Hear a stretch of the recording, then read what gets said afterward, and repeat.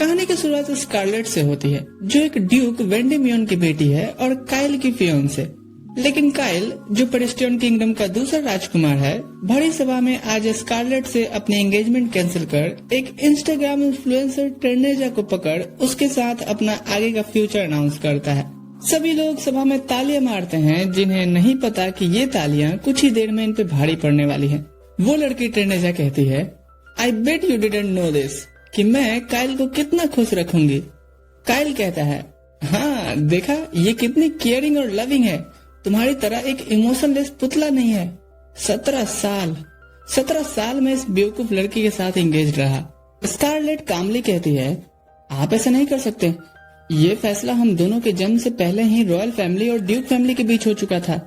Kyle कहता है, हाँ पर मैं एक क्रिमिनल से तो शादी नहीं कर सकता ना, सभी को बताती क्यों नहीं कि तुम टेर्नेजा को कितना टॉर्चर और बुली किया करती थी। स्कारलेट कहती है, ये आप क्या कह रहे हैं, इस कोठे वाली से तो मैं पहली बार मिल रही हूँ। काइल कहता है, झूठ, टेर्नेजा ने मुझे सब बताया, कैसे तुम एकेडमी में इसके ऊपर नोटबुक फेंका करती थी, इसके बारे में रूमर्स फैलाई और सीढ़ियों से भी धकेलने की कोशिश की। सभी बातें करने लगते हैं कि आखिर ये अपना गलती क्यों नहीं मान रही और कितना जलील होगी। स्कारलेट उसके अब बेफिजूल की बातों से उब जाती है और कहती है, ठीक है, वो उसका एंगेजमेंट कैंसिल करना एक्सेप्ट कर रही है। काइल कहता है, तो तुमने आखिर सब मान ही लिया ना। पता है इस तरह की लड़की को क्या कहते हैं, विलनेस। टेर्नेजा कहती है, हिंदी में गुंडी बोलेंगे ना, गुंडी। जाने से पहले स्कारलेट काइल से कहती है, may I ask for one final thing. Kyle कहता है, नहीं चुपचाप दफा हो जाओ यहाँ से।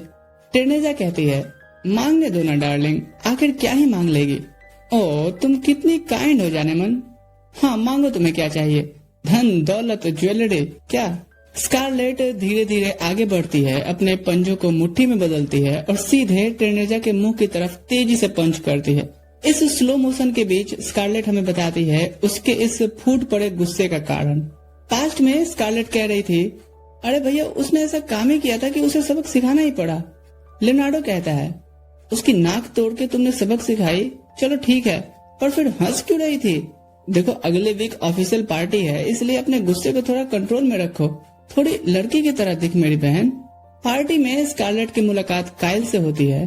तो तुम ही हो स्कारलेट, मेरी फियांसे। स्कारलेट कामली उठ अपना पूरा इंट्रो देती है। मैंने सिर्फ हाँ या ना में जवाब मांगा है, तुम तो इतनी डफर होगी मैंने सोचा नहीं था। आज से तुम मेरा हर बात मानोगी, और ये कैसे अजीब बाल है तुम्हारे। उसके बाद से काइल हमेशा से उसे बुली करता, अपने फन के लिए उसका हर जगह इस्तेमाल करता। इस बारे में एक दिन स्कारलेट अपने डैड से कंप्लेन करने आती है, बेटी वो महाराज के लड़के हैं, थोड़ा शरारती तो होंगे ना, मैं कुछ नहीं कर सकता, मैनेज करना सीखो। अब ऐसे ही स्कारलेट बताते जाती है कि ऐसे ही मुझे धीरे धीरे इन सब की आदत हो गई। कुछ सालों बाद स्कारलेट नोबल्स की एकेडमी ज्वाइन करती है, जहां उसकी लेस एक्सप्रेशन की वजह से सभी उसे आईसी रोज कह के बुलाते थे। एक दिन यहाँ भी काइल सभी के सामने कहता है, तुम्हें पता है ना कि तुम्हारा यहाँ दाखिला क्यों कराया गया है, ताकि तुम अब से यहाँ मेरी हर तरह से मदद कर सको। और स्कारलेट कहती है, हाँ। उस दिन लंच टाइम पे काइल भड़कते हुए क्लास में घुसकर उसका कॉलर पकड़ कहता है, मेरा लंच कहाँ है। स्कारलेट माफी मांग कहती है, मैं अभी ले आती हूँ। और काइल कहता है, लगता है तुम्हें अपनी सहेलियों के साथ गप करने का कुछ ज्यादा ही चस्का लग गया है। वो उसे खींच पनिशमेंट देने ले आता है। बाहर वो कहता है, तुम्हारी हिम्मत कैसी हुई एग्जाम्स में मेरे से ज्यादा नंबर लाने की, क्या तुम मुझे नीचा दिखाने की कोशिश कर रही हो। स्कारलेट समझ जाती है, ओह तो ये सांड इसलिए भड़का हुआ है। काइल तुरंत से अपने कोट से एक चाकू निकाल कहता है, मैं तुम्हारी ये सिल्वर हेयर काट दूंगा एज ए पनिशमेंट, ताकि तुम्हें हमेशा ये बात याद रहे कि सुपीरियर कौन है। स्कारलेट कहती है, आप ऐसा नहीं कर सकते, अगर ये बात मेरे डैड तक पहुंची तो अच्छा नहीं होगा, रॉयल फैमिली से फिर कोई रिश्ता नहीं रह जाएगा। काइल कहता है, कौन, वो ड्यूक वेंडेमियन, वो तो मेरे बाप का कुत्ता है, कुत्ता। और रही बात रिश्ते की, तो वो तो वैसे भी नहीं है, तुम्हें बस पूरी जिंदगी मेरा गुलाम बन के रहना है बस। वो आगे बढ़ता है और इधर स्कारलेट मुक्का बनाती है कि ऐसी हरकतें तो वो कतई बर्दाश्त नहीं कर सकती। पर इससे पहले ये स्कारलेट वेंडेमियन स्कारलेट जॉनसन में बदले, काइल का बड़ा भाई जूलियस कहता है, ओए प्रेम के पंछियों, कहीं और जाके लड़ो ना। वो नीचे आके कहता है, वैसे हो क्यों रही है इतनी बहस। काइल उसे बीच में ना घुसने कहता है, पर जूलियस आगे बढ़ते हुए काइल की तरफ से माफी मांगता है। स्कारलेट अपना मुक्का छुपाते हुए कहती है, कोई नहीं, ये तो रोज का है। क्या? मैंने बुली करने तक तो सुना था, ये धमकाना और रौब जमाना ये सब क्या है छोटे? ये झूठ बोल रही है, बल्कि ये मेरा कोई कहना तक नहीं मानती। ओए कहाँ मर गया, तितलियों में लगा रहेगा। भाई साहब को लेके जाए यहाँ से। उसका असिस्टेंट माफी मांगता है कि मैं पहले राजकुमार को कुछ नहीं कह सकता, चाहे ये आपका ऑर्डर ही क्यों ना हो।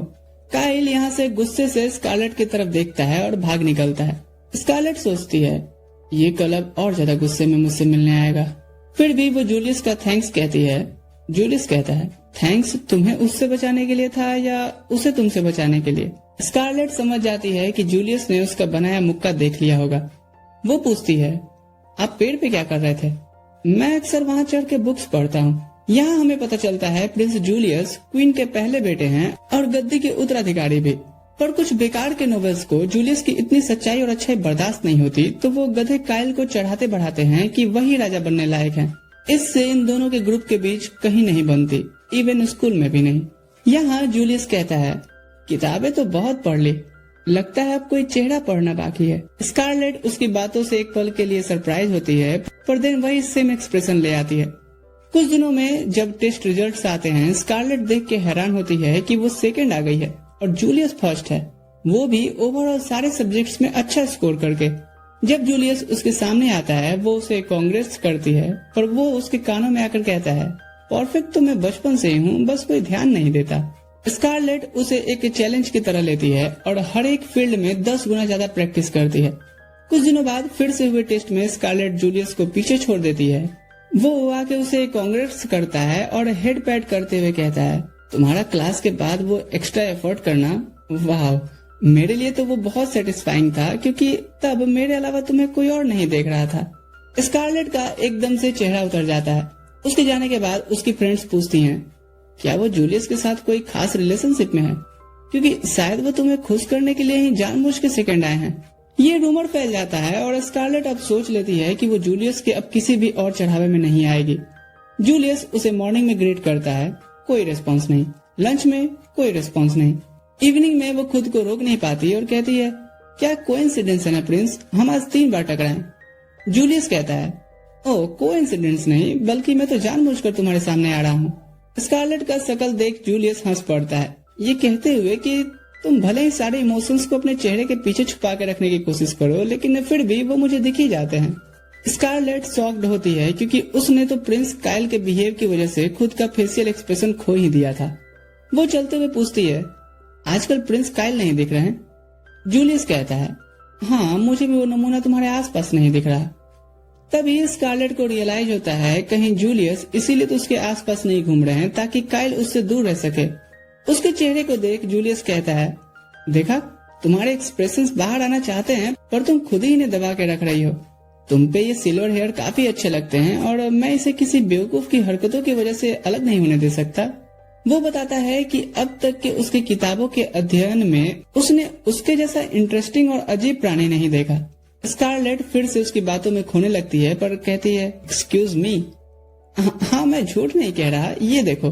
वो अपना वाइल्ड लाइफ ऑब्जर्वेशन नोटबुक दिखाता है, जिसमें उसने स्कारलेट को 5 स्टार अल्ट्रा रेयर स्पीसीज में रखा था। जूलियस पूछता है, क्या वो उसके भाई की जगह उसके साथ एंगेज होना चाहती है? और स्कारलेट बड़े ही कोल्ड अंदाज में कहती है, नहीं। सीन प्रेजेंट में आता है और स्कारलेट टेरेसा को थैंक्स कहते हुए रख के देती है कि आज उसके वजह से ही उसके गुस्से का बांध टूट चुका है। काइल उसका ये साइड देख के हैरान होता है, तो स्कारलेट कहती है, तेरे पास भी आती हूँ राजा, रुक तो। उससे पहले जरा इन बारातियों से तो निपट लूं जो इतने दिनों से बस तमाशे की तरह सब कुछ देखते आए हैं। Bring the action.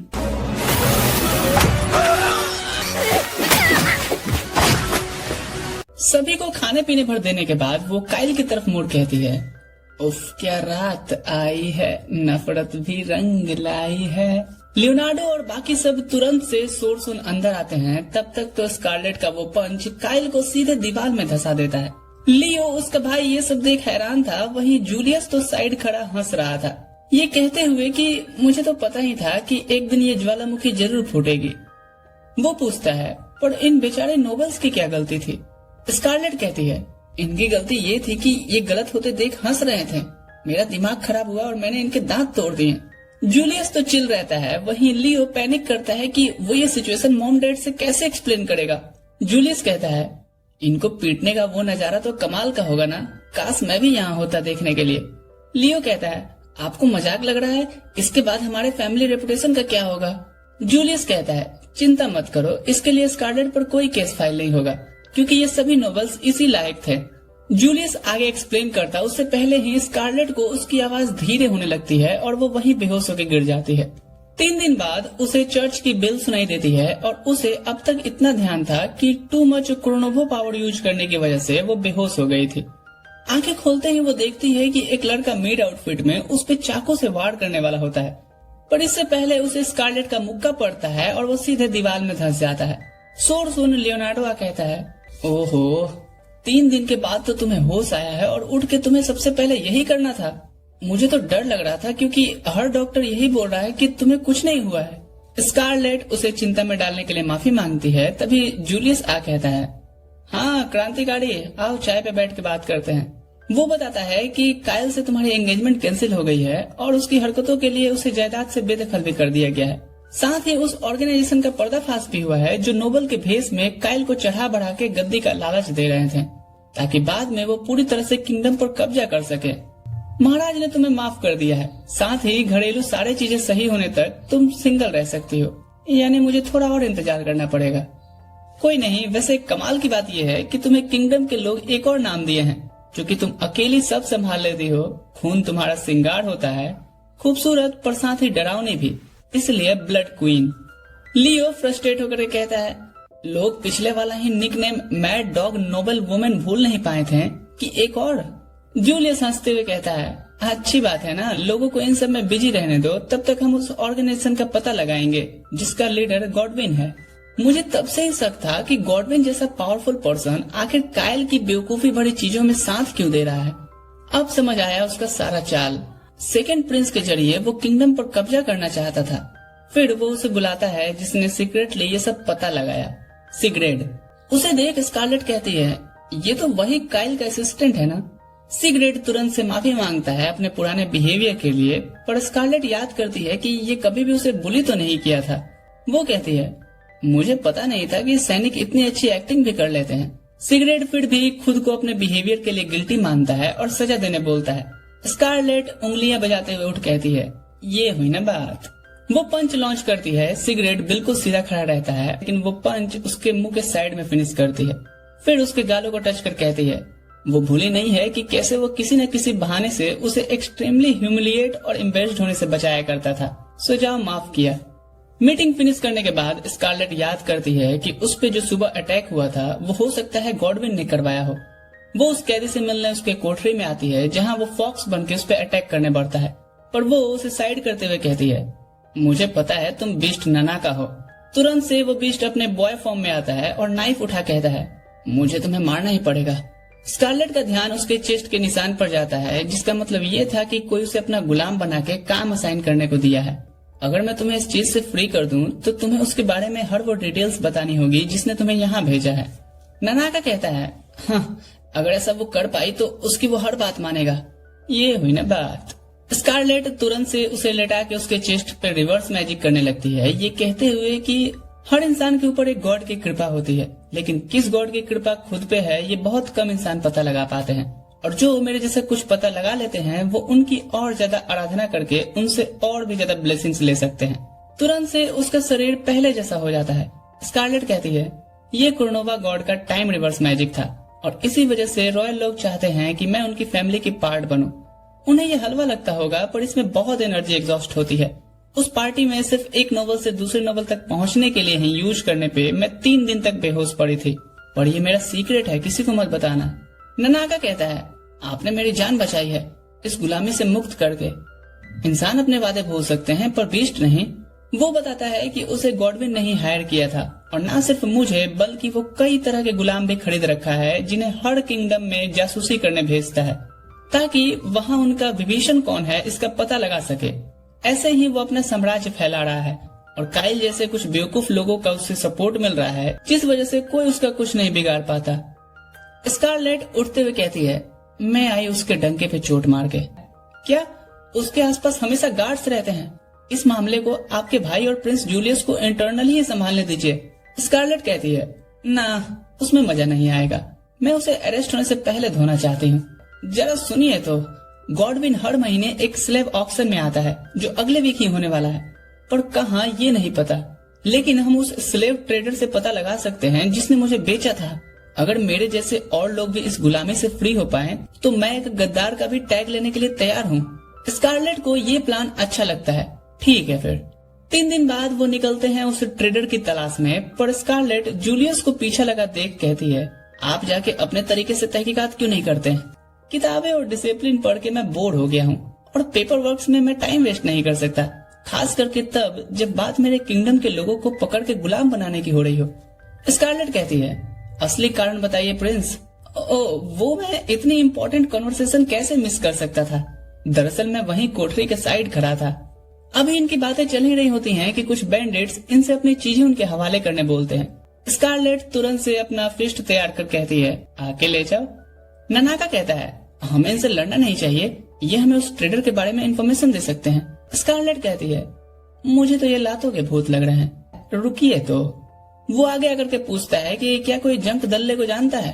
जाहिर सी बात है उनके कानों में जू तक नहीं रेंगती और वो उन पे अटैक करके सब कुछ जल्दी से छीन लेने की बात कर रहे थे। स्कारलेट कहती है, मैंने बोला था ना। वो अपने फिस्ट में क्रोनोवा की ब्लेसिंग लाती है और एक बैंडिट को रख के देती है और वो किसी लट्टू की तरह नाच के गिरता है। फिर दूसरा कोई टप्पा खा करके थोड़ी देर में उन्हें समझ आ जाता है कि उन्होंने गलत महिला से पंगा ले लिया है। ये तो लेडी ऑफ बीटिंग निकली। जूलियस स्कारलेट का नया नामकरण सुन हंस रहा होता है। आखिरी वाला माफी की भीख मांगता है तो स्कारलेट कहती है, अगर मजाक सह नहीं सकते तो किया भी मत करो। वो उसे भी ध्वस्त करने वाली ही थी कि तभी वो कहता है, मुझे पता है जंग कहाँ है, वो पास कहीं एक बाड़ में है। थैंक यू, ये थोड़ा कम दर्द देगा। जूलियस तालियां बजाते हुए आता है और कहता है, जंग से मुझे ही बात करने देना।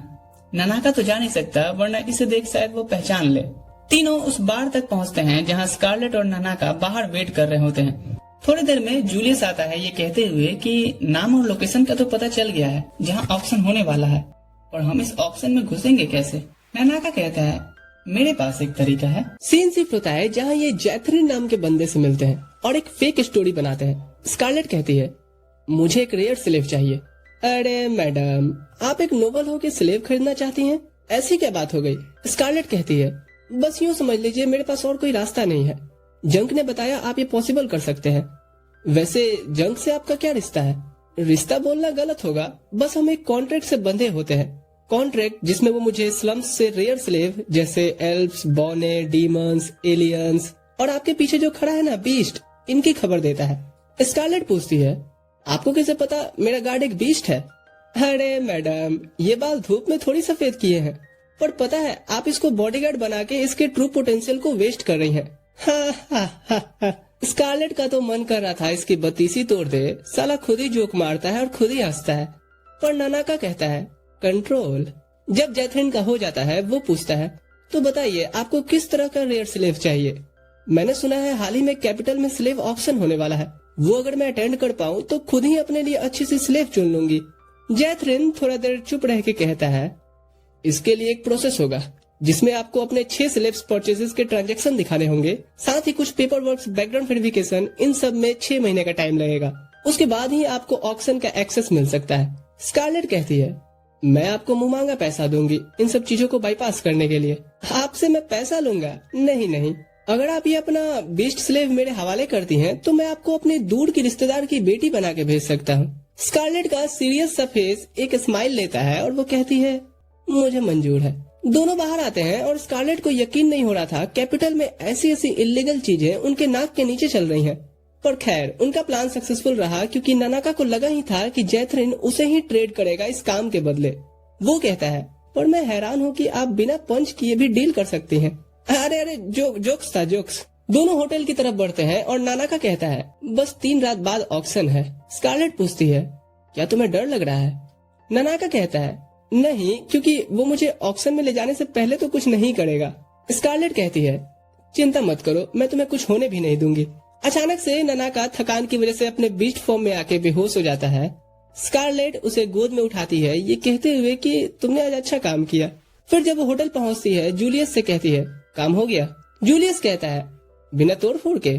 और स्कारलेट कहती है, हाँ। फिर वो ननाका को बेड पे सुला कहती है, मैं कुछ ताजी हवा खा के आई। क्या कोइंसिडेंस है ना, मैं भी थोड़ा वॉक करने का ही सोच रहा था। फिर वो स्कारलेट का पीछा करने लगता है और स्कारलेट कहती है, तो प्रिंस आपकी ताजी हवा का कोटा कब पूरा होगा? जूलियस कहता है, अब तक तो तुम्हें मेरे झूठ को पकड़ लेना चाहिए था। एक वेंडर स्कारलेट को आवाज देता है, सिल्वर बालों वाली मैडम, अगर आप एक एप्पल पाई खरीदती हैं तो एक एप्पल मैं फ्री में दूंगा। स्कारलेट कुछ कहती उससे पहले जूलियस जाके 2 पाई के साथ 2 सेव फ्री में ले आता है। इसके बाद जूलियस बेशर्मो जैसे जो भी लोग स्कारलेट को चीजों के लिए अप्रोच करते हैं वो खरीद लेता है। अपनी पसंदीदा औरत के लिए ऐसा करना बेशर्मी तो नहीं कहलाएगा। पर स्कारलेट इससे अब इरिटेट हो गई थी। वो पूछती है, प्रिंस आपके जिम में यही काम है क्या? जूलियस कहता है, फिलहाल तो यही है। और स्कारलेट उसके थोबड़े को इमेजिन करके लिटरली दीवार पे जोर से मुक्का मारती है। पर जूलियस तो इससे हंसने लगता है। जैसे ही वो मुड़ती है वो उसे एप्पल पाई टेस्ट करने देता है और एक बाइट लेते ही हनी और एप्पल के टेस्ट से स्कारलेट का मूड चेंज हो जाता है। जूलियस उसे अब तक परेशान करने के लिए माफी मांगता है और स्कारलेट कहती है, सिर्फ एक एप्पल पाई से काम नहीं चलेगा। तो जूलियस उसे अपना वाला भी ऑफर करता है। इसके बाद दोनों एक बेंच पे बैठे होते हैं और स्कारलेट पूछती है, लगता है यहाँ की चीजों से आप काफी परिचित हैं। हाँ, मैं अक्सर क्लास बंक करके इधर की गलियों में घुमा करता था। तो बताओ तुम्हें ये मर्चेंट्स का स्टॉल कैसा लगा? मैं यहाँ पहले काइल के लिए लंच लेने आती थी, उस समय मेरे पास रुकने का फुर्सत नहीं रहता था, पर अब मैं इसे देख के कह सकती हूँ कि ये काफी फ्रेंडली और टाइम वर्दी प्लेस है। जूलियस ये सुन काफी खुश होता है और कहता है, मैं जब भी यहाँ आता था ना, सोचता था एक बार तुम्हें यहाँ लाके एप्पल पाई जरूर टेस्ट कराता। और उसकी बातों से स्कारलेट हैरान थी। जूलियस कहता है, तुम्हें पता है मुझे बोरियत काटने को दौड़ती है, इसलिए बचपन से ही मुझे ऊट पटांग चीजों में काफी इंटरेस्ट रहा है।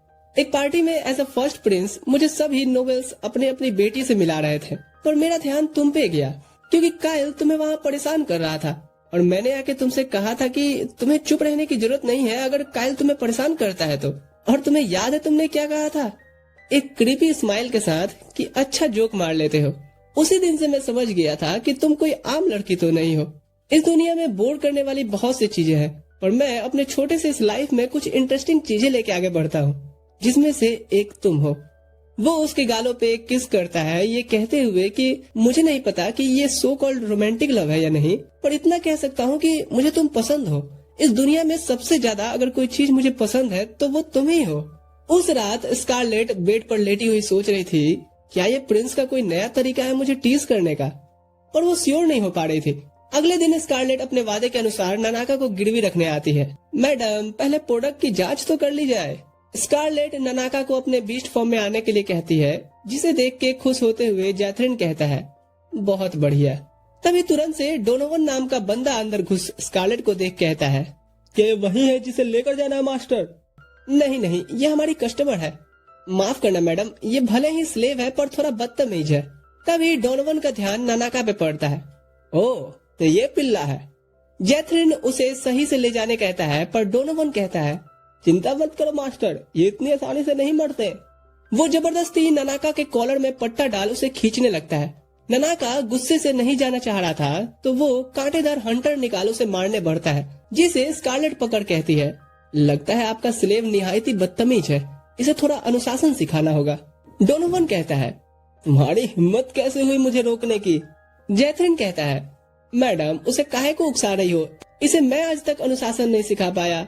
वो ए रैंक का एडवेंचरर रह चुका है, कई मॉन्स्टर्स अकेले दम पे मारे हैं इसने।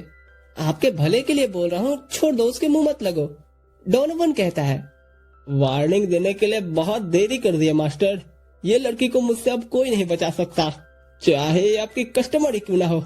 वो अपनी हंटर खींचता है पर देखता है कि उसे अभी भी वो लड़की पकड़े हुए ही है।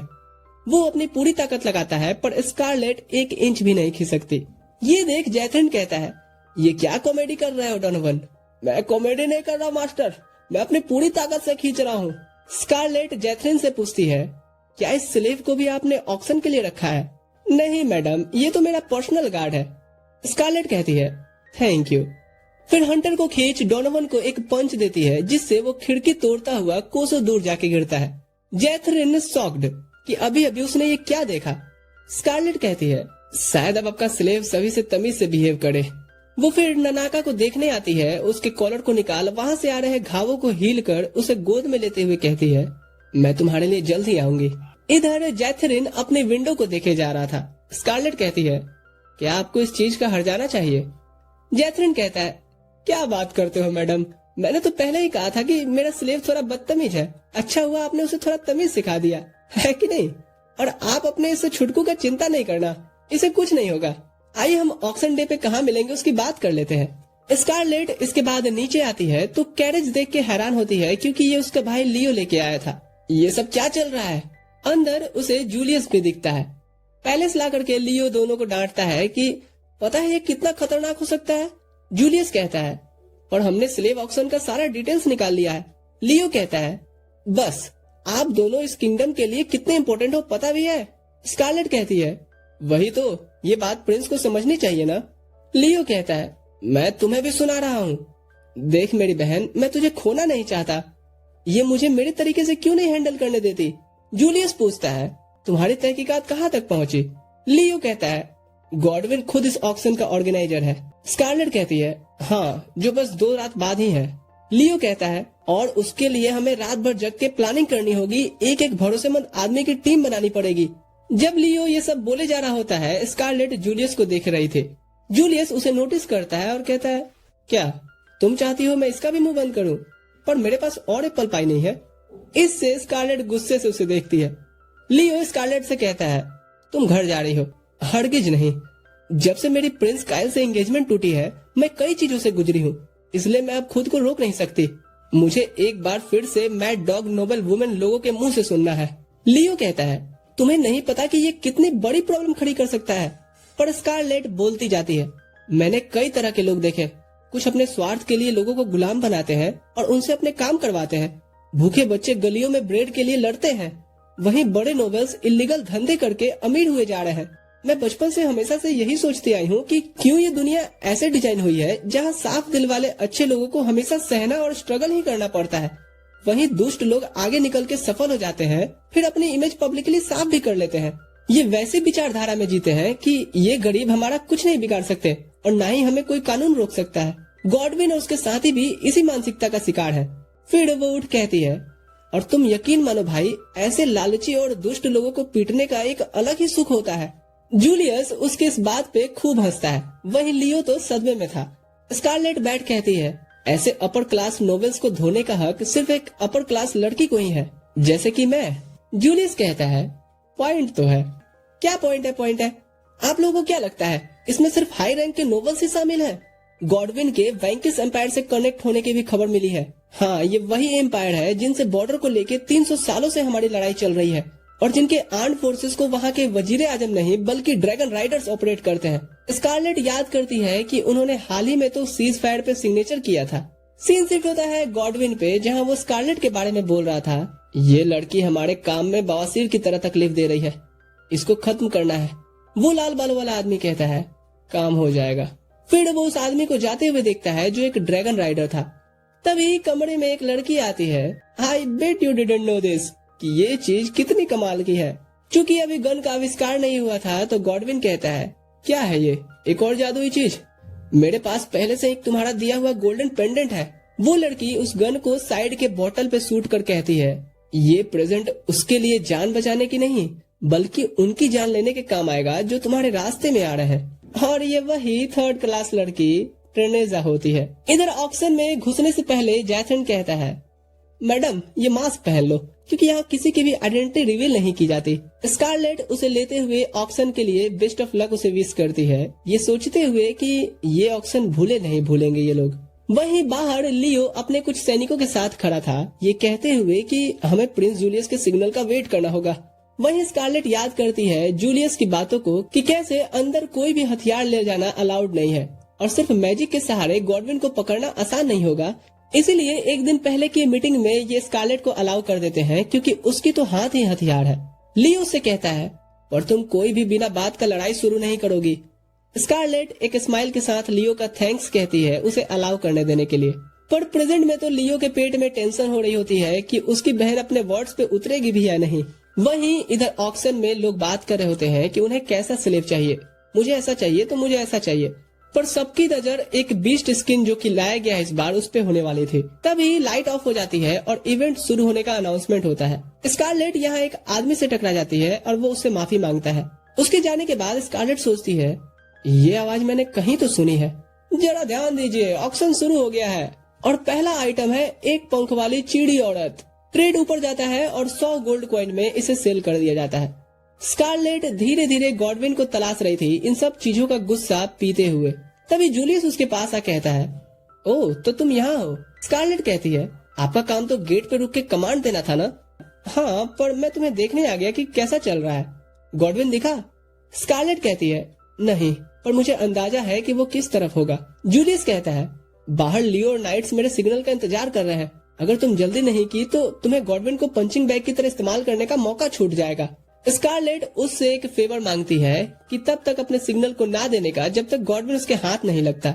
जूलियस कहता है, गॉडविन तो अब ऐसे या वैसे जैसे भी पकड़ा जाएगा, पर मुझे सिग्नल डिले करने के बदले क्या मिलेगा। स्कारलेट कहती है, मैं आजीवन पेरिस्टियन किंगडम और उसके क्राउन की सेवा में रहूंगी। जूलियस कहता है, नहीं, मैं चाहता हूँ तुम आजीवन मेरी सेवा में रहो। कंफ्यूज्ड स्कारलेट कहती है, एक ही तो बात है, आप ही तो नेक्स्ट क्राउन बनेंगे। जूलियस उसके होठों को स्वाइप कर कहता है, तब तक मुझसे इंतजार नहीं होगा, तो अभी ये कसम खाओ कि तुम आजीवन अपनी लॉयल्टी मुझे समर्पित करोगी। स्कारलेट कहती है, हाँ मैं कसम खाती हूँ। क्या मुझे भरोसा करना चाहिए? स्कारलेट कहती है, देखा जाए तो आपने मुझे मजबूर किया है। जूलियस कहता है, हमें फिर भी जल्दी करना चाहिए। और स्कारलेट कहती है, चिंता मत कीजिए, मेरे भी फिस्ट से अब ज्यादा इंतजार नहीं हो रहा, वो जरूर सेकंड फ्लोर पे होगा। इधर हम देखते हैं एक एल्फ बच्ची रोने लगती है जब उसकी माँ को ऑक्शन के लिए ले जाया जा रहा था। ननाका उसे रोक कहता है, तुम्हारा उनसे लड़ने का कोई फायदा नहीं है, आके बैठ जाओ। यहाँ वो एक औरत को प्रे करते सुनती है तो एक आदमी कहता है, अगर ऊपर वाले की हम पे कृपा होती तो हम यहाँ होते क्या। ये सुन वो बच्ची और भी रोने लगती है तो ननाका उसे यकीन दिलाता है कि उसे या किसी को भी कुछ नहीं होगा, क्योंकि कोई है जिसपे उसे ऊपर वाले से भी ज्यादा भरोसा है।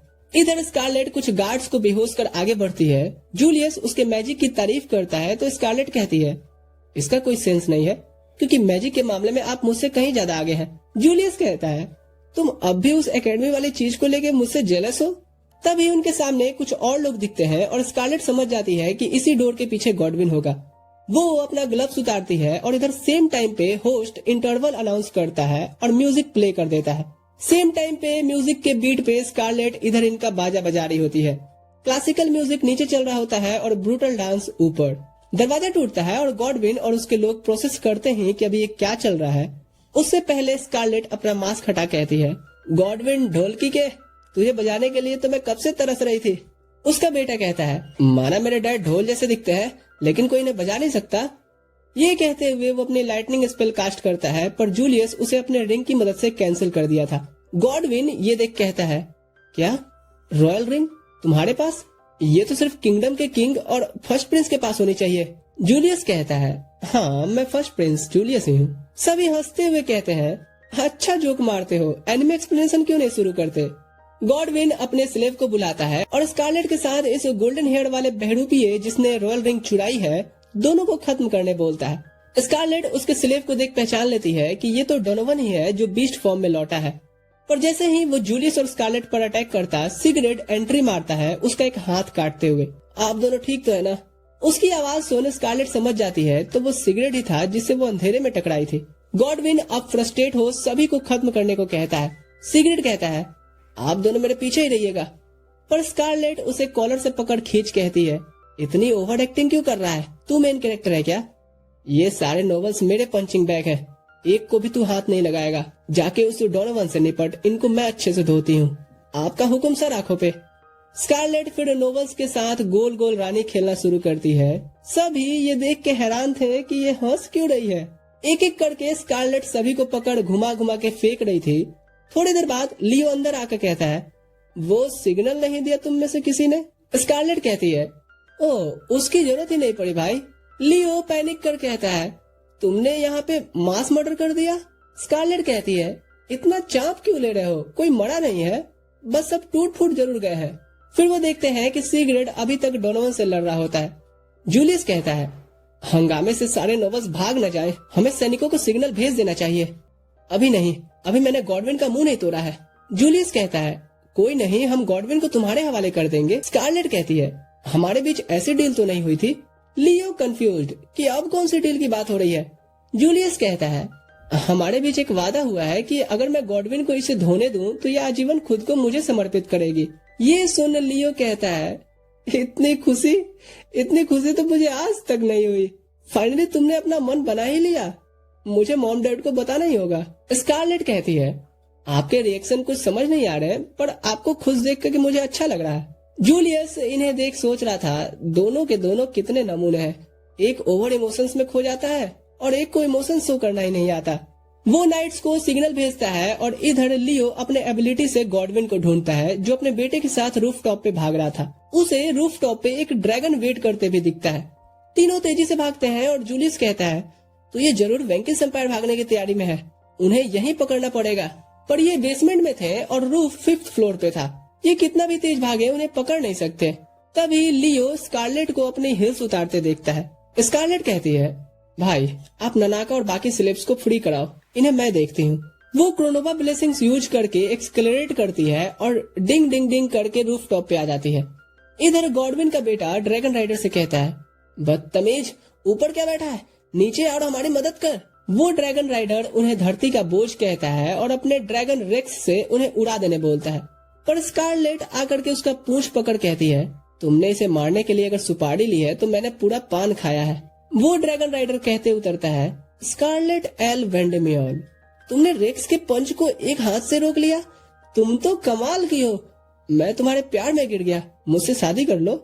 ये सुन गॉडविन और उसके ड्रैगन की शक्ल देखने लायक थी। स्कारलेट उसे एक झापड़ देते हुए कहती है, you deserve better than me. Rex अपने मालिक का बदला लेने आता है, पर उसे भी स्कारलेट मुंह से पकड़ फ्लोर पे पटक देती है। इधर रेड हेयर कहता है, वाह, तुमने तो रेक्स को कितनी आसानी से पटक दिया। मैं तो तुम्हारी तरफ और अट्रैक्ट हो रहा हूँ, मुझसे शादी कर लो। स्कारलेट उसे फिर से एक रख के देती है, पर वो फिर से उठ कहता है, तुम्हारी आंखें तो मैंने अभी देखी, ये किसी ज्वेलरी बॉक्स की तरह चमक रही हैं। इससे पहले वो फिर बोलता कि मुझसे शादी कर लो, स्कारलेट उसे लात मारते हुए कहती है, बस बहुत हुआ। वो रेड हेयर कहता है, मैं ऐसी लड़की से कभी नहीं मिला जो ऐसे किक्स मारती है, मेरे साथ वेंकिस एम्पायर चलो। स्कारलेट कहती है, तुम श्योर हो कि यहाँ मुझे ले जाने आए थे, ना कि गॉडविन को मारने। गॉडविन कहता है, हे, ये क्या सुन रहा हूँ मैं। वो रेड हेयर कहता है, सही सुन रहा है बुड्ढे। स्कारलेट बताती है, ये वेंकिस एम्पायर का फर्स्ट प्रिंस एल्फेम है। एल्फेम कहता है, हाँ, मैं तुझे और तेरे बेटे दोनों को खत्म करने आया था। गॉडविन कहता है, तू मुझे धोखा नहीं दे सकता, मैंने तुझे इस देश के सारे इन्फॉर्मेशन दिए और तूने मुझे वेंकिस एम्पायर में मंत्री बनाने को बोला था। तुझे लगता है जो इंसान एक पूरे किंगडम को बेच सकता है, उसको मैं मंत्री बनाने की गलती करूंगा? तेरे जैसे गद्दार सिर्फ मरना डिजर्व करते हैं। वो उस पे अपनी भाला फेंकता है, जिसे स्कारलेट अपने किक से तोड़ कहती है, ये मेरा शिकार है। एल्फेम उसका पैर पकड़ कहता है, नाइस लेग्स। स्कारलेट कहती है, इस तरह किसी लेडी के पैर पकड़ना जेंटलमैन वाली लक्षण नहीं है। एल्फेम कहता है, हाय, ये स्माइल तो मेरी जान ले रही है, तो मैं हाँ समझूं? स्कारलेट कहती है, लगता है तुम पे मेरी किक्स और पंचेस असर नहीं किए। हाँ, सही कहा। दरअसल मुझे गॉड ऑफ स्टील की ब्लेसिंग है, जिससे कोई भी तुम्हारा फिजिकल अटैक मुझ पे काम नहीं करेगा, तो हार मान लो। मेरे पास एक तरीका है। वो उसके गर्दन को पकड़ झुकाती है और अपने ठेवने से उसके चेहरे पे मारती है। एल्फेम कहता है, ये तो काफी पुराना और हाई डैमेज डील करने का तरीका है। स्कारलेट उसे मारते जाती है और उसका थैंक्स भी कहती है कॉम्प्लीमेंट देने के लिए। जब वो एल्फेम को छोड़ती है, उसे चक्कर आने लगते हैं और वो गिर पड़ता है। फिर भी वो कहता है, ये किंगडम कमजोर और लाचार लोगों के लिए है, इसलिए उसे उसके साथ वेंकिस एम्पायर चलना चाहिए। उसके बकबक से अब परेशान हो स्कारलेट उसे कॉलर से पकड़ अपने हाथों में क्रोनोवा की ब्लेसिंग्स लाती है और उसे अपने किंगडम वापस भेजने के लिए लॉन्च कर कहती है, हैप्पी दिवाली। एल्फेम जाते हुए कहता है, सेम टू यू, पर मैं हार नहीं माना हूँ। इधर स्कारलेट अब गॉडविन की तरफ मुड़ती है, जो पैंट पहले से ही गीला कर चुका था। वो तुरंत से माफी मांगने लगता है, उसे मारने की सुपारी देने के लिए और टेरेसा को भेज उसका काइल से एंगेजमेंट कैंसिल करवाने के लिए भी। ये दूसरा वाला भी तुमने किया था, मुझे तो पता ही नहीं, तुमने बता के बड़ी गलती कर दी। नहीं, ये सब उसका ही प्लान था। और उस टेरेसा के बारे में मैं एक और बात जानता हूँ, अगर आप मुझे जाने दो तो मैं बताऊँ। वो इस दुनिया से नहीं है, उसे रिइंकार्नेट किया है गॉडेस ने। स्कारलेट के लिए इस पे विश्वास करना मुश्किल था, पर वो फिर भी एक पल के लिए सुनने का डिसाइड करती है। गॉडविन कहता है, हाँ मैं सच कह रहा हूँ। यानी कोई गॉडेस है जो ट्रिनेजा को दूसरी दुनिया से समन की है। कुछ भी, ये सब बहानेबाजी छोड़ो और मुझे अपने हाथ की खुजली मिटाने दो।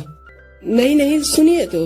अच्छा एक डील करते हैं, आपको जो चाहिए वो मैं दूंगा। ऐसा है क्या? तो मुझे एक ह्यूमन चाहिए जिसकी नाक नुकीली, आंखों में फरेब हो, कपड़े रॉयल वाले, जो मेरा पंचिंग बैग हो। गॉडविन कहता है, बस इतनी सी बात। तभी उसे ध्यान आता है कि ये तो मुझे ही डिस्क्राइब कर रही है। सही पकड़े हैं। फिर वो कुर्नवा की ब्लेसिंग से समय के बहाव को 100 गुना धीमा कर देती है और गॉडविन को उसके हर एक गलती की सजा रख रख के देती है। फिर जब टाइम नॉर्मल होता है, गॉडविन को वो सारे पंचेस एक साथ फील होते हैं, पर स्कारलेट इतनी ज्यादा कुर्नोवा पावर यूज करने से अपना बैलेंस खोने लगती है। उसके सिल्वर हेयर डार्क होने लगे थे और हाथों से उसकी ब्लीडिंग भी हो रही थी। एन मौके पे जूलियस आके उसे पकड़ लेता है और उसकी चोटों को हील करता है। थोड़ी देर में ली और बाकी सब भी पहुंच पूछते हैं कि क्या वो ठीक है और गॉडविन कहाँ गया। हाँ मैं ठीक हूँ और गॉडविन को अभी मैंने दीवार में धंसा दिया है। अचानक से गॉडविन ट्रिनेजा की दी पिस्टल निकाल कहता है, तू तो गई लेडी माइक टाइसन। पर जूलियस बीच में आ जाता है और वो बुलेट उसे लग जाती है। स्कारलेट ये देख गुस्से से उसे एक रख के देती है, पर गॉडविन कहता है, तुम्हारे पंचेस का मुझ पे कोई असर नहीं होगा। तभी स्कारलेट का ध्यान उसके पेंडेंट पे जाता है जिसे वो निकाल कहती है, अब तो होगा ना। फिर वो उसके थोबड़े को बिगाड़ कहती है, जूलियस को मार के तुमने अपनी मौत पक्की कर ली है। फिर वो उसे जोर से एक किक मार कहती है, ऊपर जाके उनसे माफी जरूर मांगना। तभी पीछे से खांसते हुए जूलियस कहता है, अभी हम जिंदा हैं, लियो की हीलिंग ने मुझे बचा लिया। थोड़ी देर में सारे स्लेब्स को फ्री कर दिया जाता है और नोवेल्स को अरेस्ट कर लिया गया था। हम गॉडविन को देखते हैं जिसकी सांसें चल रही थी और उसे भी जेल ले जाया जा रहा था। स्कारलेट कैरेज में लेटी आराम कर रही होती है, ये सोचते हुए कि चलो मैंने गॉडविन की मन भर धुलाई तो की। इधर वेंकिस एम्पायर में एल्फेम को उसका एक दोस्त मिलता है जो उसे सहारा देके अपने ड्रैगन पे बिठा महल की ओर ले जाता है। वो पूछता है, क्या तुम्हें वो खिलौना मिला जिसके साथ तुम खेलना चाहते थे? एल्फेम स्कारलेट को सोच कहता है, हाँ, और वो उम्मीद से भी ज्यादा मजेदार था। मैं उससे फिर से मिलना चाहता हूँ। इधर पैलेस्टाइन किंगडम में स्कारलेट हर न्यूज़पेपर की हेडलाइन बन गई थी स्लेव ऑक्शन को रोकने की वजह से। प्रेस वाले उसके एकेडमी के सहेलियों के इंटरव्यू ले रहे होते हैं जिन्हें पहले कोई भाव तक नहीं देता था। सभी स्कारलेट के बारे में और जानना चाहते थे, जैसे उसकी हॉबी क्या है, वो कौन सा पेट रखती है। उसकी सहेलियां कहती हैं, हमें चल के स्कारलेट से मिलना चाहिए क्योंकि पेट का तो हमें भी नहीं पता कि वो कैट रखी है या डॉग। इधर स्कारलेट ड्रैगन रेक्स को अपना पेट बना ली थी जिसे एल्फेम लेके आया था। उसे ड्रैगन के साथ खेलता देख ननाका जेलस करता है तो स्कारलेट उसे भी अपने पास बुलाती है, जिससे वो खुशी खुशी बीस्ट फॉर्म में ट्रांसफॉर्म होकर उसके गोद में चला जाता है। पर तुरंत से मेड ननाका को बुलाने आती हैं क्योंकि बहुत काम बचे पड़े हैं। इधर हम जेल के अंदर ट्रिनेजा को घुसते देखते हैं और जब गार्ड उसे रोकने की कोशिश करते हैं तो वो अपने मैजिक से उन्हें अपने वश में कर लेती है। आगे बढ़ते हुए वो सोचती है, मैं अपनी कहानी एक फेरी टेल जैसी बना रही हूँ जिसमें एक प्रिंस से प्यार होता है, फिर कई तरह के चैलेंजेस आते हैं और आखिर में हैप्पी एंडिंग। वो गॉडविन से मिलती है जिसे देख वो कहता है, ट्रिनेजा, मुझे पता था तुम मुझे जरूर निकालने आओगी, हम मिलके गॉडेस पामिया को सर्व करेंगे। ट्रिनेजा कहती है, तुम्हारा शुक्रिया गॉडविन, बाकी सारे धर्मों को नीचा दिखा के पामिनिज्म का प्रचार करने के लिए। गॉडविन कहता है, अगर मैं आजाद हूँ तो और भी कुछ कर सकता हूँ। ट्रिनेजा कहती है, क्या बात है, तुम्हारे इसी डेडिकेशन से खुश होके गॉडेस पामिया ने तुम्हारे लिए कुछ भेजा है। वो उसे भी वश में कर लेती है और एक जहर की शीशी उसके पास रख चली जाती है और थोड़ी देर में गॉडविन टैं बोल गया था। इस खबर से लियो और जूलियस भी हैरान थे कि गॉडविन खुद की जान कभी नहीं लेगा। लियो कहता है, ट्रिनेजा का भी कुछ आता पता नहीं है, जबकि स्कारलेट ने बताया था कि उसके इसमें अहम रोल है। तभी ननाका कुछ पुरानी फाइल्स लेके आता है जिसको पढ़ उन्हें एक बात समझ आती है कि शहर में एक रिलीजन पामिनिज्म काफी तेजी से पॉपुलर हो रहा है, जिसमें लोग गॉडेस पामिया की पूजा करते हैं जो प्यार और खूबसूरती की देवी है और जिसका धर्म गुरु एक लालची मर्चेंट है। सिगरेट कहता है, बड़े बड़े रिलीजन को ये पीछे छोड़ स्टेट रिलीजन बन गया है, पर अभी भी ज्यादातर लोग डायनिज्म को मानते हैं जिसमें लोग सेंट डियाना की पूजा करते हैं। लियो कहता है, हाँ, और ये भले ही स्टेट रिलीजन नहीं है, पर पुराने लोगों से अगर बात करें तो वो यही कहते हैं कि डायनिज्म को ही टाइटल मिलना चाहिए। सिगरेट कहता है, डायनिज्म का फेस्टिवल जल्दी आने वाला है। जूलियस इस चीज की जिम्मेदारी लियो के कंधों पे दे देता है और फिर स्कारलेट के बारे में पूछता है कि वो कैसी है। लियो बताता है कि वो ठीक है और कल ही अपने ड्रैगन के साथ शिकार पे गई थी। जूलियस ये सुन हंसते हुए कहता है, वो सही में कमाल की लड़की है, मैं उसके साथ कभी बोर नहीं होऊंगा, शायद मुझे उसका हाथ मांग लेना चाहिए। ये सुन लियो कहता है, आप मजाक कर रहे हैं ना, आपने उसी दिन तो एक साथ आजीवन साथ देने की मेरी बहन से कसम ली थी। ननाका और सिगरेट पूछते हैं, ये कब हुआ? लियो उनको एक्सप्लेन करता है और इधर जूलियस सोच रहा था, जो भी सोचो, मैं तो चला उससे मिलने।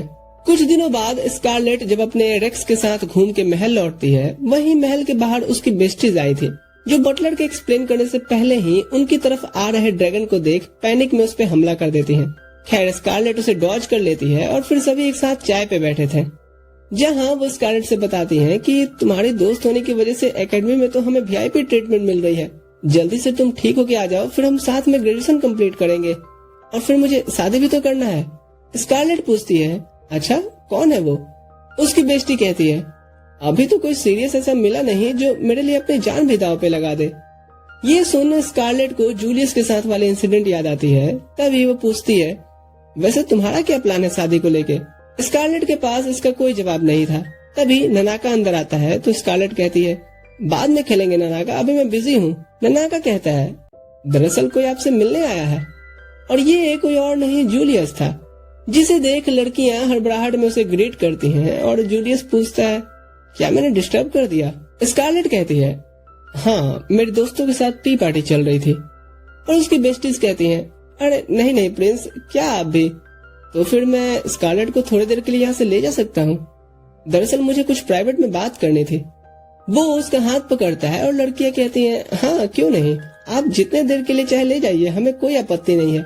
स्कारलेट मुड़ के उन्हें दगाबाज कहती है और जूलियस उसे लेके निकलता है। बाहर वो पूछता है, तुमने सुना क्या, गॉडविन जेल में ही मरा हुआ पाया गया और तुम्हारे कहने पे हमने ट्रिनेजा को ढूंढने की भी कोशिश करी, पर वो भी गायब है। यहाँ तक कि काइल से भी हमें उसके बारे में कुछ पता नहीं चला। स्कारलेट सोचती है, तो इसीलिए प्रिंस ये चीज प्राइवेट में डिस्कस करना चाहते थे। जूलियस उसके चेहरे को पढ़ कहता है, क्या हुआ, तुम्हें कुछ और भी बात करनी थी क्या? स्कारलेट कहती है, नहीं, मुझे लगा आपको कोई और बात करनी होगी। जूलियस उसके बालों को देख पूछता है, क्या ये अभी तक नॉर्मल नहीं हुए? स्कारलेट कहती है, नहीं, मुझे हॉट स्प्रिंग में बाथ लेना होगा, जिसके होली वाटर से ये नॉर्मल हो जाएंगे और मैं रिलैक्स भी। जूलियस कहता है, हाँ क्यों नहीं, तुम इस किंगडम की प्रीशियस एसेट हो, तुम्हें अपना ख्याल अच्छे से रखना चाहिए।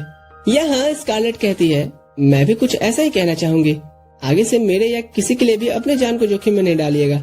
मुझे खुशी है कि रॉयल फैमिली मेरी ब्लेसिंग्स की रिस्पेक्ट करती है, लेकिन इससे फ्यूचर किंग को कुछ हो जाए फिर मैं खुद को कभी माफ नहीं कर पाऊंगी।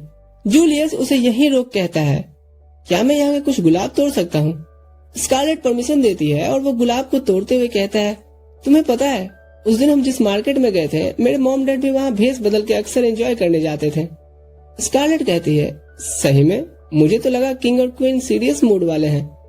जूलियस कहता है, हाँ पर बाहर से, अंदर से दोनों काफी रोमांटिक लोग हैं। मेरे डैड ने मॉम को कई प्रेजेंट दिए पर उनसे वो बोर हो गई थी, तो एक दिन वो उन्हें गुलाब का थ्रोन अपने हाथ से बना के उन्हें पहना के कन्फेस किए थे, जिससे वो उन्हें हाँ कह दी थी।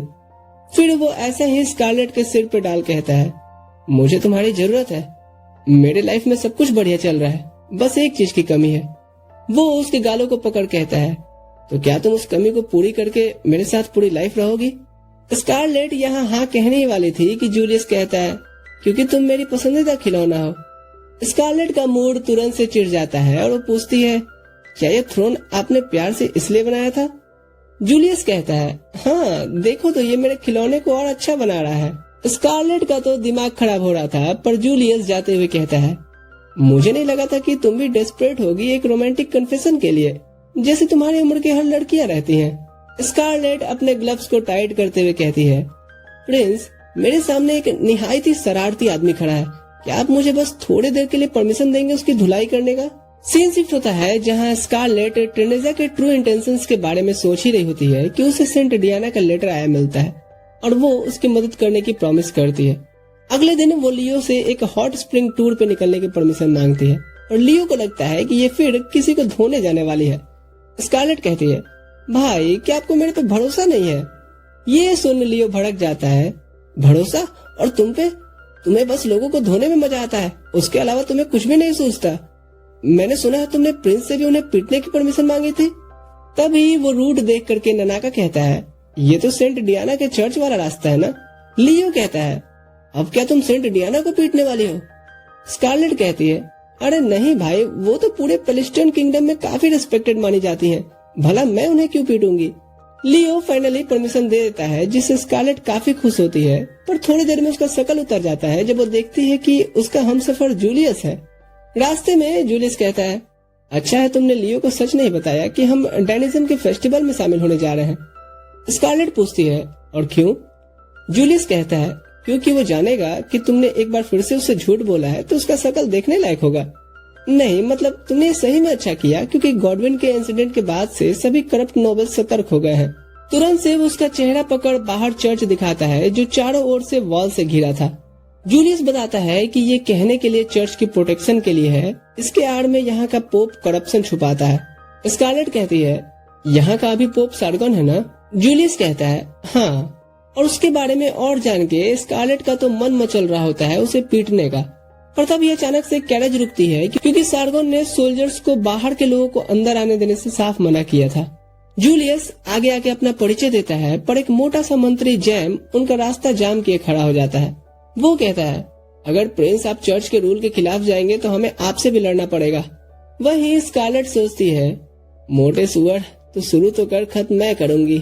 जूलियस इधर उसे भड़का रहा होता है ताकि वो रॉयल फैमिली के बारे में उल्टा पुल्टा बोले, जिससे वो रिकॉर्ड कर सके। फिर जब उसे एविडेंस मिल जाता है, वो स्कारलेट को कहता है, अब तुम संभालो। स्कारलेट तुरंत से गेट के पास जाके क्रोनोबो पावर यूज करती है और उस गेट को एक मुक्के में तोड़ देती है। वहाँ के सभी गार्ड्स ये देख के भाग निकलते हैं कि हम तो गेट के गार्ड थे, अब गेट ही नहीं रहा तो हमारा क्या काम।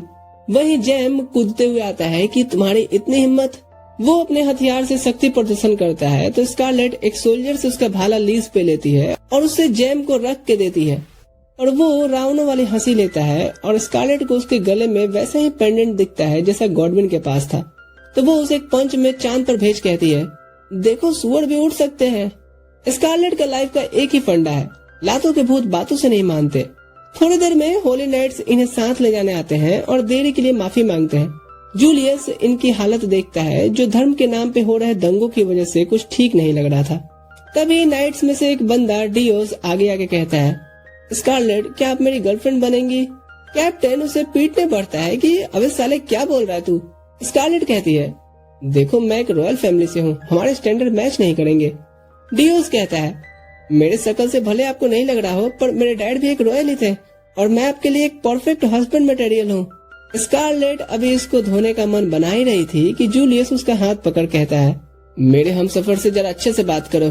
डियोस कहता है, अच्छा, और इस प्यार को मैं क्या नाम दूं? तुरंत से उसके टीम वाले उसे उठा के ले जाते हैं कि अबे मरवाएगा क्या, और वो जाते हुए भी स्कारलेट से कभी डेट पे चलने को रिक्वेस्ट करता है। कैप्टन आगे आके उसकी तरफ से माफी मांगता है कि माफ कीजिएगा, दरअसल वो नया ज्वाइन हुआ है, थोड़ा बदतमीज है पर काफी टैलेंटेड है। स्कारलेट सोचती है, टैलेंटेड तो है क्योंकि उसे एहसास हो गया था कि मैं उसे पीटने वाली हूँ। कैसल में घुसने से पहले स्कारलेट जूलियस से कहती है, क्या अब आप मेरा हाथ छोड़ेंगे प्रिंस? और वैसे डियोस के सामने आप क्या बोल रहे थे? जूलियस आगे बढ़ते हुए कहता है, चलो हमें सेंट डियाना से भी तो मिलना है। कैसल पहुंच जूलियस और डियाना से प्राइवेटली मिलने को रिक्वेस्ट करता है और थोड़ी देर में एक एक्साइटेड बच्ची स्कारलेट को दीदी दीदी कहते हुए गले लग जाती है।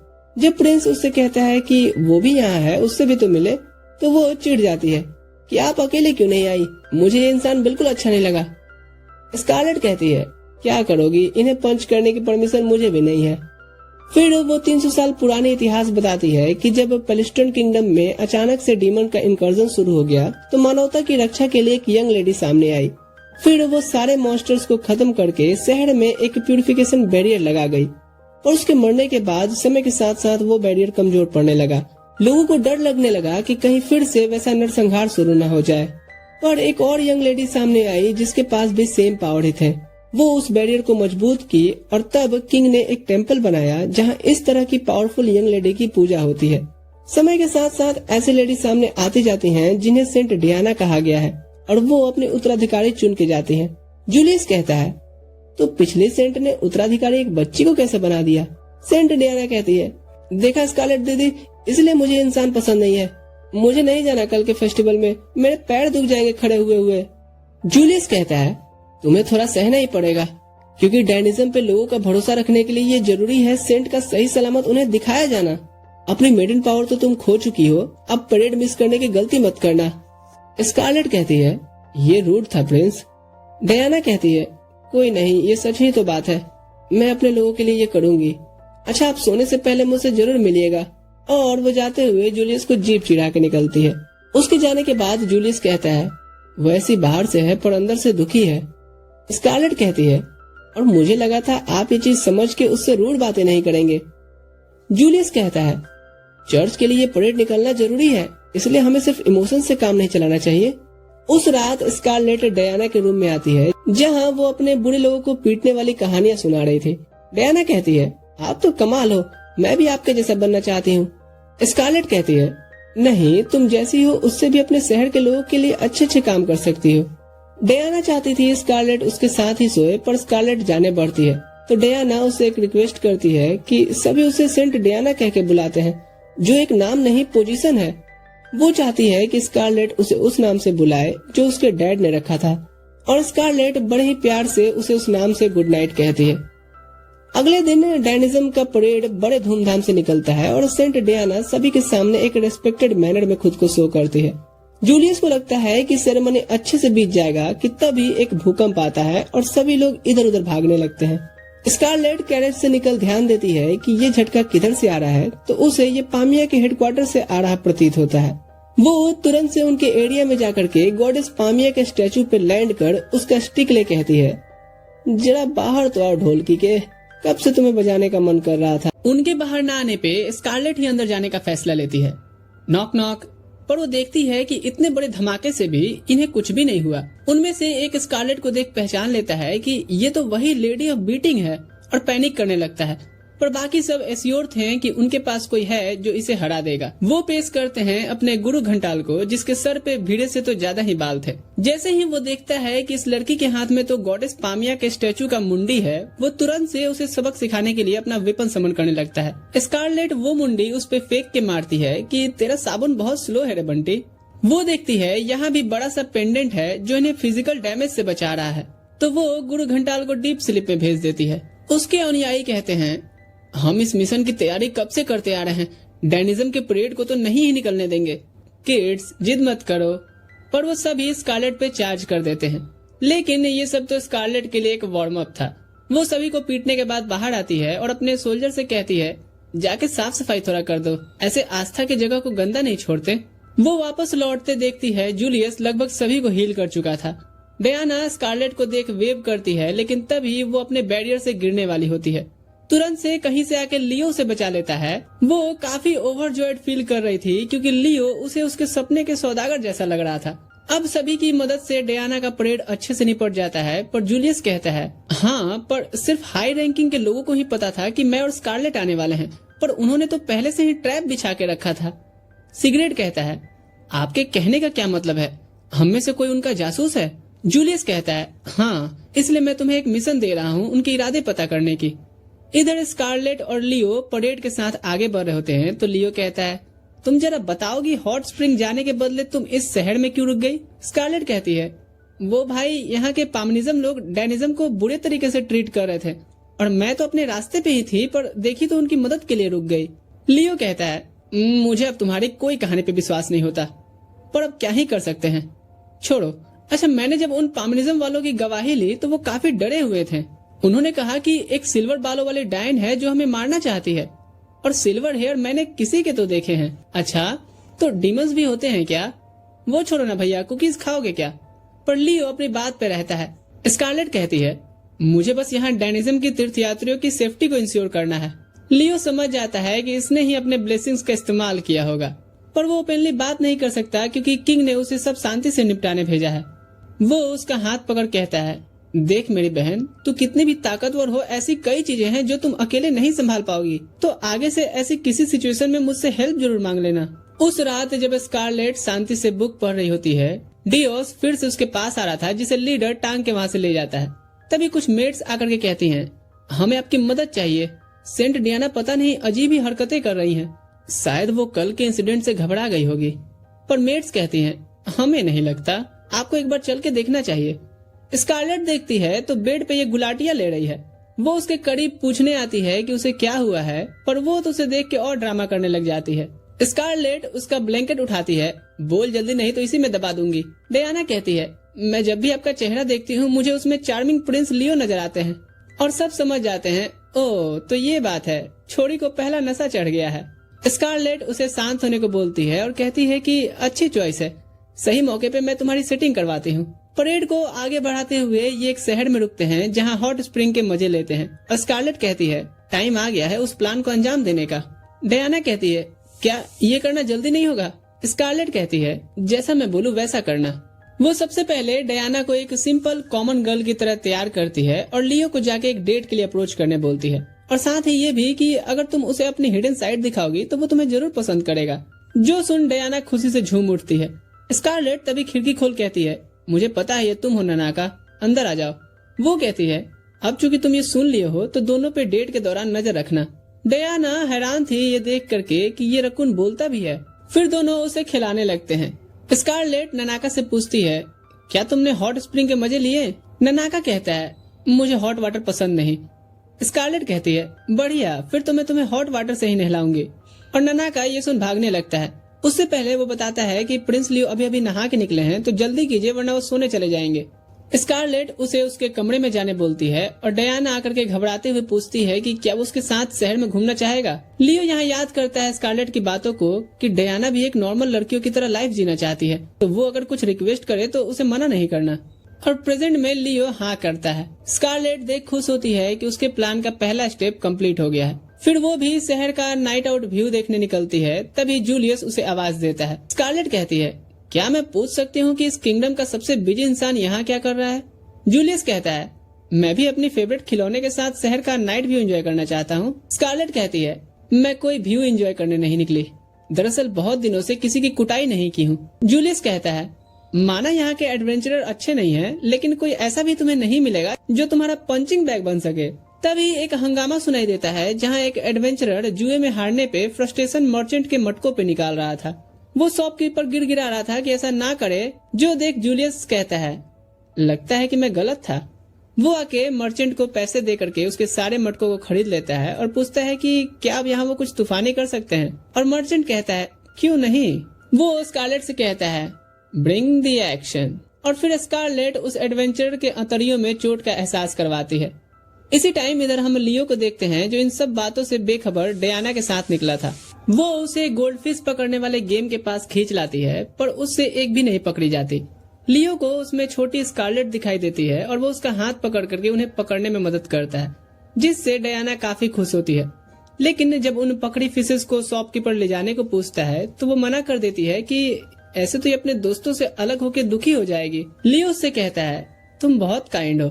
और डायना समझ नहीं पा रही थी कि इस बात का वो क्या आंसर करे। खैर, ये और भी कई चीजें घूमते हैं, एंजॉय करते हैं और आखिर में एक कैट हेडेड शॉप में उन्हें बाय वन गेट वन मिलता है, तो एक वो लियो को पहना देती है। फिर मस्ती में झूमते हुए वो बढ़ रही होती है कि सामने से दो पियाक चले आ रहे थे। लियो उसे खींच के अपने पास करते हुए कहता है, ज्यादा दूर होके नहीं चलो। डायना उसके इस जेस्चर से खुश तो होती है, पर उसे लगता है कि वो उसकी बेबी सिटिंग ज्यादा करने की कोशिश कर रहा है। वो उसे कहती है कि मुझे बच्चों जैसे ट्रीट नहीं करो। लियो माफी मांगता है और बताता है कि कैसे उसमें उसे छोटी स्कारलेट की छवि नजर आती है। जो सुन डायना कहती है, अपने शब्द वापस लो, मेरे में उनके जैसा कुछ भी नहीं है। वो काफी कूल और भरोसेमंद है, बल्कि मैं तो एक गाँव की अनाड़ी हूँ। लियो उसके सामने बैठ कहता है, ये पूरा सच नहीं है, तुम अभी से ही अपना काम बहुत ही अच्छे से कर रही हो और इस किंगडम की एक दिन ग्रेट सेंट बन के उभरोगी। डायना उससे अपने पावर खोने का सच बताने जा रही थी कि तभी उन्हें हंगामा सुनाई देता है। एक नाइट आकर के बताता है कि लेडी स्कारलेट क्या कर रही है। जो सुन लियो कहता है, ये लड़की भी ना, तुम सेंट डियाना को ले जाओ, मैं उसे लेकर के आया।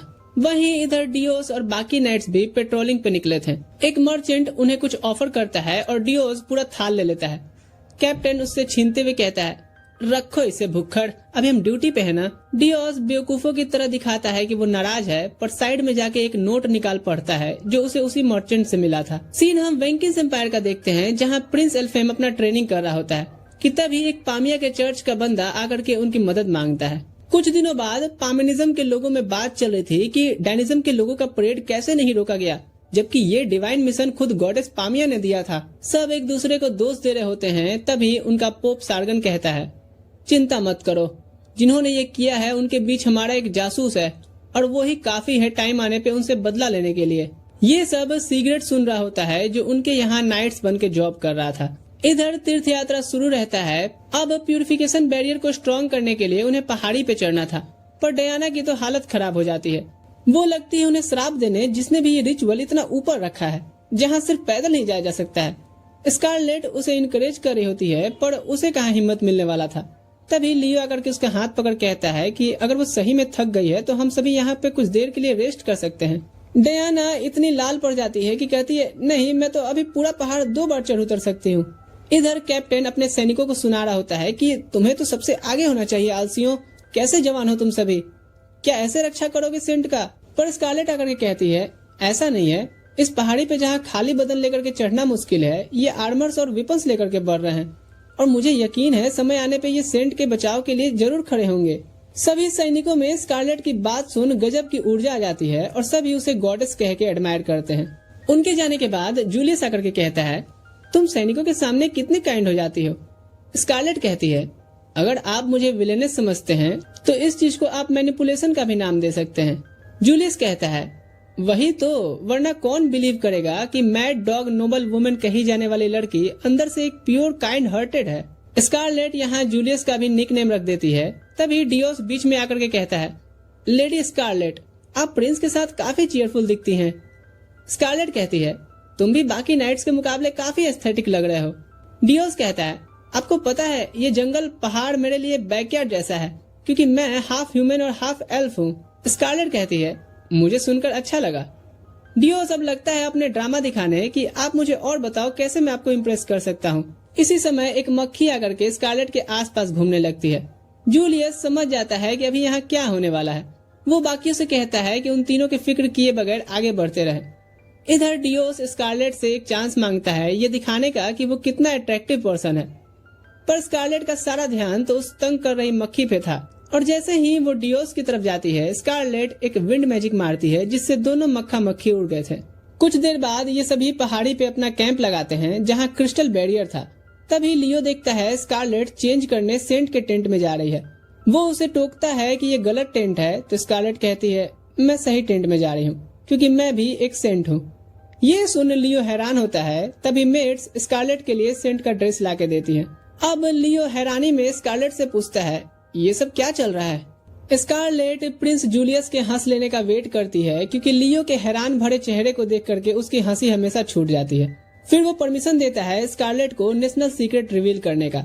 स्कारलेट एक्सप्लेन करती है कि तीसरे सेंट के बाद से किंगडम में 2 सेंट होने लगी जो साथ मिलकर के काम करती थी। एक क्रिस्टल प्यूरिफिकेशन का काम करती तो दूसरा बैरियर को स्ट्रॉन्ग बनाने का। और अब चूंकि डयाना अपनी पावर्स खो चुकी है तो दोनों मुझे ही करने होंगे। वो सेंट के कपड़े डालती है और अपने क्रोनोवा पावर से टाइम को रिवर्स करके सारी इम्प्योरिटीज साफ कर देती है जो क्रिस्टल ने एब्जॉर्ब कर रखा था। जूलियस लियो को बताता है कि समय के बहाव को आगे पीछे करना ये सबसे रेयर ब्लेसिंग्स में से एक है, इसीलिए ये सीक्रेट रखना कि वो एक सेंट है नेशनल ड्यूटी बन जाती है। लियो अब समझ जाता है कि क्यों रॉयल फैमिली उसकी बहन को अपने यहाँ शादी करके रखना चाहते हैं। प्यूरिफिकेशन रिचुअल होने के बाद जब स्कारलेट लौट आती है, डयाना कहती है, आप सही में कमाल हो। स्कारलेट पूछती है, क्या बात है, मुझसे बताओ। डयाना कहती है, मुझे अच्छा नहीं लग रहा कि मैं इसमें आपकी कोई मदद नहीं कर पा रही। स्कारलेट कहती है, चिंता मत करो, तुम्हारी पावर मैं वापस ला के रहूंगी। इन्हें दूर से डायोस छुप के देख रहा होता है। उसी रात जूलियस को सिगरेट का लेटर मिलता है जो पोप सार्गन के बारे में था। अगले दिन ये सफर में आगे बढ़ते हैं जहाँ जूलियस स्कारलेट से ऐसे सर से पैर तक ढके होने का कारण पूछता है। स्कारलेट कहती है, मैं नहीं चाहती कि मेरे हाथ पांव ठंडे पड़ जाएं जिससे मैं किसी को धो ना सकूं। जूलियस कहता है, चिंता मत करो, बस कुछ ही देर में हम जिस शहर में पहुंचेंगे वहां हमारा वार्म वेलकम होगा। पर जब वो शहर पहुंचते हैं, लोग तीर्थयात्रियों को देख करके अपने खिड़की दरवाजे बंद कर लिए थे। स्कारलेट जूलियस से कहती है, ये कैसा वार्म वेलकम है? जूलियस को भी कुछ समझ नहीं आ रहा था। तभी वहाँ का मेयर आ कहता है, साइमन गो बैक। जूलियस पूछता है, ये सब क्या है मेयर? तुम्हें क्या लगता है हमें पता नहीं चलेगा? तुम्हारी डयाना कोई सेंट नहीं है, उसमें पावर्स ही नहीं है। और तुम सभी होली परेड निकाल के शहर दर शहर चंदा वसूलने का धंधा बना लिए हो। नाइट्स का कैप्टन कहता है, हम बस स्मॉल डोनेशन लेते हैं, ऐसी बातें नहीं कीजिए। लियो भी कहता है, हाँ, और तुम्हें अच्छे से पता है अगर उस क्रिस्टल स्टोन और उस बैरियर की देखरेख नहीं की जाएगी तो क्या होगा। उम्मीद करता हूँ हिस्ट्री पता होगी तुम्हें। मेयर कहता है, हाँ, पर अब हमें किसी से कोई खतरा नहीं है क्योंकि हमारी अपनी गॉडेस हैं जिनकी सेंट भी हमारे साथ है। और वो उसे रिवील करता है जो टेरेसा होती है। वो स्कारलेट को देख कहती है, बहुत दिनों बाद मिले हैं ना। स्कारलेट कहती है, हाँ, नाक ठीक है ना तुम्हारी। ओए, हमारी गॉडेस से इज्जत से बात करो। स्कारलेट पूछती है, ये चूजा कौन है।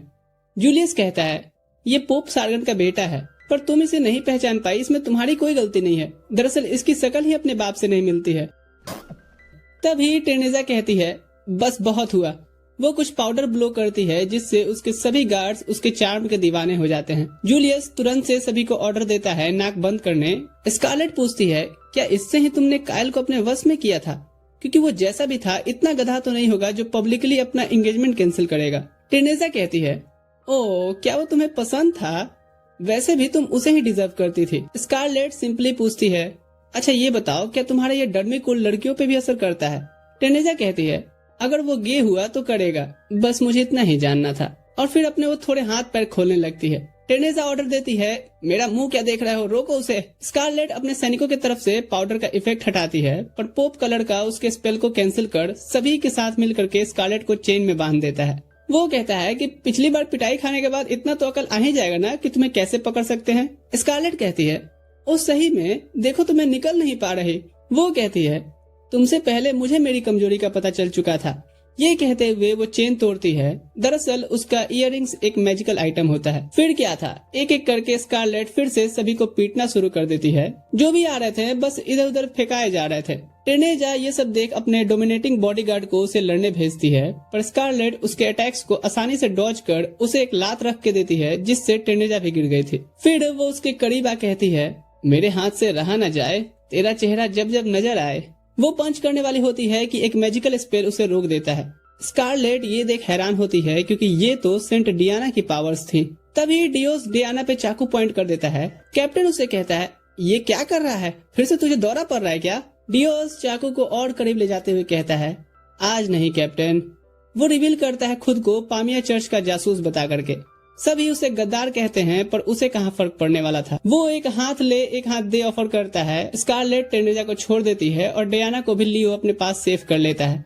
इसके बाद टेरेसा डायोस के साथ जाते हुए कहती है, तुम्हें बुरा तो नहीं लग रहा ना कि मुझे इस बार पंच नहीं कर पाई? उनके जाते ही टू मच पावर यूज करने की वजह से स्कारलेट बेहोश होकर गिरने लगती है, जिससे आकर के जूलियस संभालता है और उसे कुछ दिन आराम करने बोलता है कि यहाँ से अब तुम मुझे संभालने दो। स्कारलेट बड़बड़ाते हुए कहती है, और आखिरी पंच मेरे लिए छोड़ देना। अपने सपने में वो खुद को सफेद बादलों के बीच पाती है। तभी उसे गॉड ऑफ टाइम कोर्नोवा आवाज देते हैं।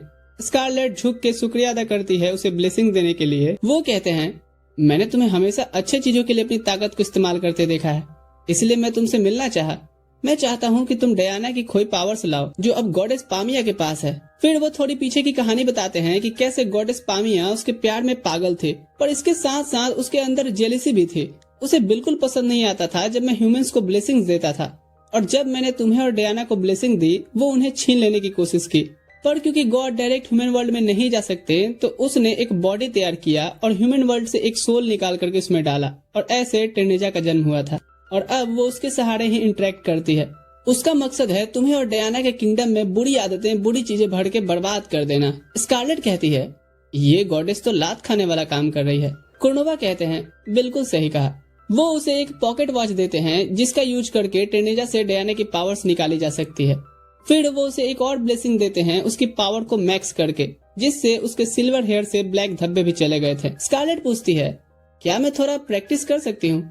और कोर्नोवा तुरंत से कुछ करप्ट नॉवेल्स के शकल जैसे पंचिंग बैग समन करते हैं। स्कारलेट कहती है, थैंक्स, और अब मैं इसे रियल लाइफ में यूज करने को काफी एक्साइटेड हूँ। सीन शिफ्ट होता है 7 साल पहले, जब हम डियाना को देखते हैं अपनी सहेली से झगड़ा करके उसे जीभ चिढ़ाते हुए। उसी रात उसकी मॉम उसे एक सेंट की स्टोरी सुना रही होती हैं, जो उसे काफी इंस्पायरिंग लगता है। वो सोचती है, क्या मैं इतनी काइंड बन पाऊंगी जो दूसरों को हर हाल में प्रोटेक्ट करे? मैं तो अपनी दोस्त से ही झगड़ा करती हूँ। उसे नींद आती है और सपने में उसे एक मेडन कुछ पावर्स देती है। अगली सुबह वो देखती है कि उसके हाथों से कुछ ग्लो कर रहा है। वो आके सभी को बताती है कि मैं सेंट बन गई हूँ। सभी कहते हैं हाँ ठीक है, जाओ जाके ब्रश कर लो। नहीं यकीन हो रहा ना, रुको अभी दिखाती हूँ। और ऐसे सभी को पता चला कि उसके अंदर मैजिकल पावर्स हैं। गांव के सभी लोग उसके घर के बाहर आकर के प्रे करने लगे। डयाना इन सभी अटेंशन से खुश नहीं थी कि तभी वो अपनी उसी सहेली को देखती है और उसके पास आकर के माफी मांगती है। लेकिन वो कहती है मुझे माफ कर दीजिए, मैं आपके दोस्ती के लायक नहीं हूँ। और उस दिन के बाद से एक साधारण लड़की की लाइफ खत्म हो गई। डायनिज्म के लोग आकर के रिक्वेस्ट करते हैं उनके साथ चलने को। वो नहीं जाना चाहती थी, पर मानवता की रक्षा के लिए उसे जाना ही पड़ता है। रास्ते में उसे पता चलता है कि इससे पहले जो सेंट डयाना थी वो गुजर गई हैं और अब उसे ही किंगडम को प्रोटेक्टेड रखना है। डयाना सोचती है कि इन्हें भी बस मेरी पावर्स ही चाहिए। वहाँ पहुँच वो पहली बार स्कारलेट से मिलती है। दोनों साथ में मिलकर के सीखते हैं और काम करते हैं। एक रात डयाना कहती है दीदी आप हर चीज में इतनी परफेक्ट कैसे हो, बल्कि मैं तो अपनी सेंट पावर्स के बिना कुछ भी नहीं हूँ। स्कारलेट कहती है ऐसा नहीं है, तुम जब हंसते खेलते हुए अपना काम करती हो ना तो लोगों को वो भी अच्छा लगता है, और वो कोई सेंट पावर्स तो नहीं है ना। उसके समझाने के बाद भी डयाना अंदर से खुश नहीं थी। वो सोचती है कि क्या सही में सारे लोग ऐसा ही सोचते हैं। प्रेजेंट में सिगरेट आकर के बताता है कि प्रिंस जूलियस तुमसे मिलना चाहते हैं। वो अंदर आती है और स्कारलेट को अभी भी बेहोशी की हालत में ही देखती है। तभी जूलियस अंदर आता है और उसे गुस्से भरी नजरों से देखता है। डयाना कहती है तो आपको पता चल गया कि मैं भी डियोस के साथ मिली हुई थी।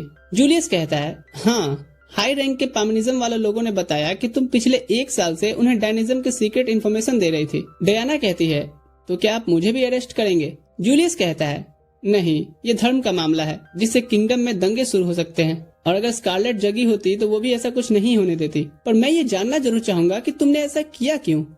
जैसे ही डयाना कुछ बोलने जाती है उन्हें काफी तेज चमकीली रोशनी दिखाई देती है और पता चलता है कि टेनेजा ने एक क्रिस्टल बैरियर को तोड़ दिया है।